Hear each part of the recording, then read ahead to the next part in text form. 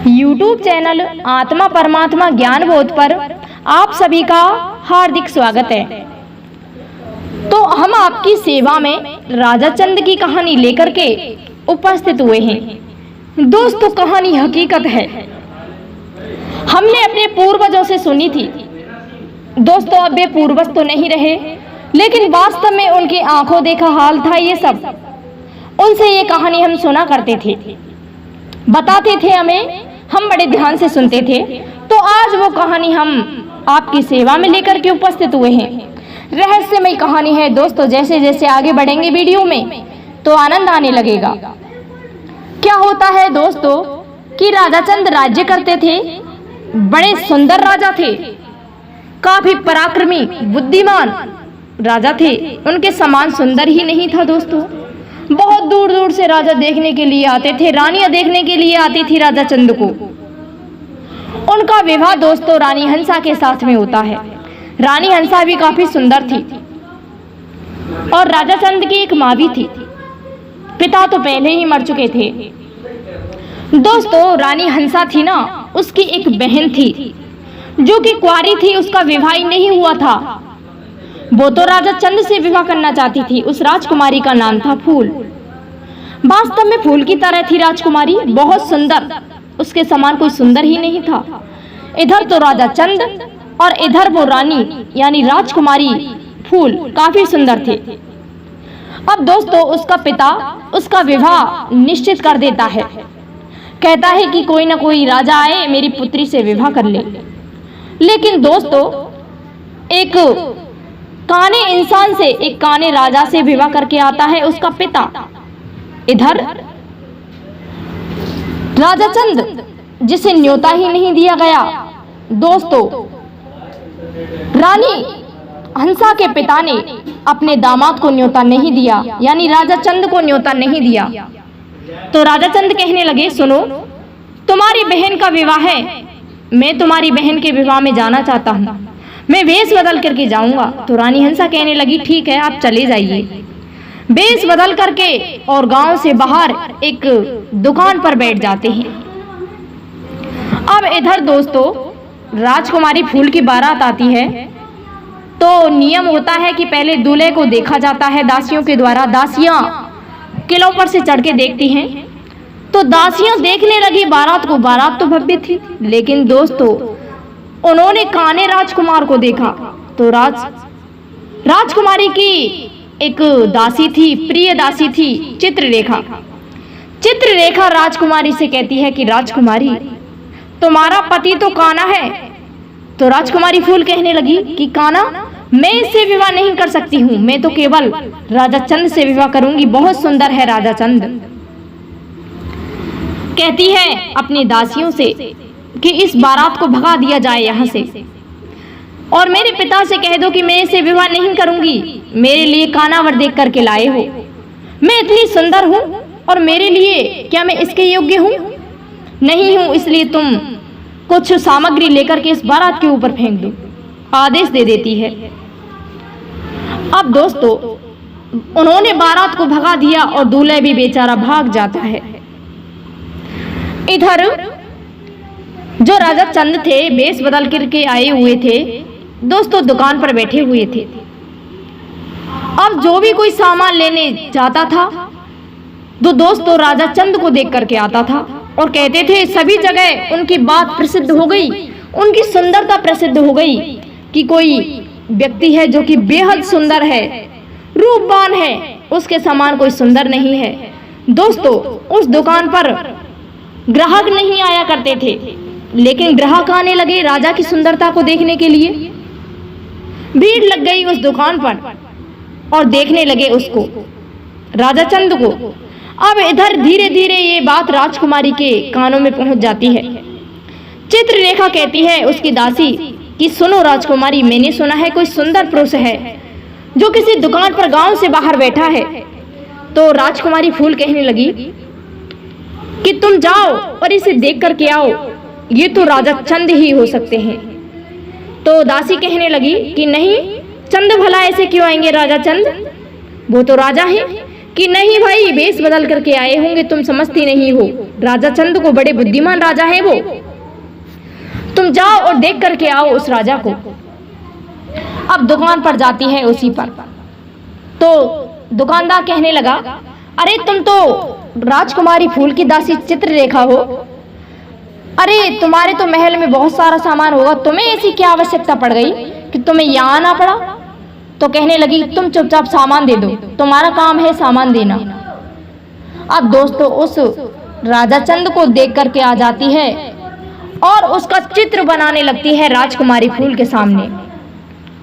चित्र बनाया तो राजकुमारी कहने लगी कि सुनो चित्रलेखा, ये राजा चंद ही है। तो राजकुमारी इस प्रकार कहने लगी, तो दासी चित्रलेखा कहने लगी कि नहीं राजकुमारी, ये राजा चंद हो ही नहीं सकते, कि है राजा चंद ही है ये। अब दोस्तों किसी तरह ये बात राजकुमारी फूल के पिता के कानों में पहुंच जाती है। उसका पिता कहने लगा कि यहाँ राजा चंद आए हुए हैं, उन्हें बुला लाओ। राजा चंद के पास में जाते हैं राजकुमारी फूल के पिता और कहते हैं कि भाई मैं हार गया हूं मेरी पुत्री के लिए वर देखते देखते, अब तुम ही इससे विवाह कर लो। राजा चंद कहने लगे कि नहीं, मैं विवाह नहीं कर सकता हूं, पहले मुझे मेरी पत्नी या फिर मेरी माता से आज्ञा लेनी होगी। अब तो राजा चंद दोस्तों अपने महलों में आ जाते हैं। अपनी रानी से तो कुछ भी नहीं कहा, अपनी माँ के पास में जाते हैं और अपनी माँ से कहते हैं कि माँ, पिताजी ने कितने विवाह किए थे। तो माँ कहने लगी कि पुत्र, तुम्हारे पिता ने 4 विवाह किए थे। तो राजा चंद कहने लगा कि माँ, मैं भी अगर दूसरा विवाह कर लूं तो कोई समस्या थोड़ी है। कि नहीं बेटे, राजाओं के तो काम ही यही होते हैं कि वो अनेकों विवाह कर लेते हैं। तो दोस्तों राजा चंद चल देते हैं अपनी माँ से आज्ञा लेकर के और बारात लेकर के भव्य बारात जाती है। इधर चित्रलेखा के कानों में खबर पहुंच जाती है। राजकुमारी फूल से कहती है कि सुनो राजकुमारी, कोई बारात आ रही है। तो कहने लगी राजकुमारी कि जाओ देख करके आओ उस पर कौन बैठा हुआ है। तो चित्रलेखा कहने लगी कि राजकुमारी, स्वयं राजा चंद आए हैं आपसे विवाह करने के लिए। तो राजकुमारी बड़ी प्रसन्न होती है। अब दोस्तों राजा चंद और राजकुमारी फूल का विवाह बड़े धूमधाम से हो जाता है। अपने महलों में ले आते हैं रानी फूल को। अब दोस्तों अब राजाओं के यहाँ तो गोने होते हैं, बाद में पत्नी को लाया जाता है। विवाह कर लिया तो फिर से उसे अपने पीहर में छोड़ दिया। अब दोस्तों इधर राजा राज्य करते थे चंद। उनकी पत्नी और माँ कभी आज्ञा ही नहीं देती थी कि तुम उस रानी फूल को भी ले आओ, मना करती थी हमेशा। लेकिन दोस्तों राजा को ये ज्ञात था कि अगर मैं इनकी आज्ञा के बगैर अपनी पत्नी रानी फूल को लेने गया तो ये मुझे अवश्य ही तोता बना देंगी। दोस्तों रानी हंसा थी ना, उसके पास में जादूगरनी की 13 कलाएं थी, बहुत बड़ी जादूगर थी। और जो राजा की माँ थी वो भी बड़ी जादूगर थी, उसके पास में भी 13 कलाएं थी। लेकिन जो रानी फूल थी उसके पास में तो 16 कलाएं थी। दोस्तों सबसे बड़ी महा जादूगरनी थी रानी फूल, उसके समान कोई जादूगर ही नहीं था। सुंदर भी थी तो जादूगरनियों में भी निपुण थी। अब क्या होता है कि एक दिन राजा सोचते हैं कि ये तो मुझे कभी आज्ञा नहीं देंगी, इसीलिए मैं चुपचाप इनसे बिना बताए हुए ही रानी को लेने चलता हूं। अब तो घोड़े पर चल देते हैं। इधर उसकी माँ, राजा चंद की माँ और रानी हंसा की बातें हो जाती हैं कि ये तो उसको लेने गया है। दोस्तों माँ ने राजा चंद को आज्ञा तो दी थी विवाह करने की, लेकिन कभी अपनी पत्नी को लाने के लिए नहीं कहा था। अब दोनों की सास बहुओं की एक गुट्टी हो जाती है और दोनों चील बन करके राजा के पीछे पीछे चलती हैं। दोस्तों चील बन जाती हैं क्योंकि जादूगर तो वे थी, जादूगर होने के कारण चील बन जाती हैं और चील बन करके दोस्तों राजा पर झपट्टा मारने लगती हैं। अब राजा चंद को रानी हंसा ने एक कंकड़ी मार करके तोता बना दिया दोस्तों राजा चंद को। अब राजा चंद कहने लगा कि ये दोनों सास बहुएं मेरे पीछे पड़ गई हैं और इन्होंने मुझे तोता बना दिया है, अब मुझे नहीं छोड़ेंगी, तोता बना करके ये मुझे खा जाएंगी। अब दोस्तों राजा तो बड़ा बुद्धिमान था, उसके समान बुद्धिमान कौन था। बुद्धि लगा करके और वापस अपने महलों की तरफ चल देता है और दूसरे रास्ते से अपनी रानी फूल के पास में पहुंच जाता है, तोता बन के पहुंच जाता है दोस्तों रानी फूल के पास में। और रानी फूल किले से बाल सुखा रही थी दोस्तों, अपने से श्रृंगार कर रही थी।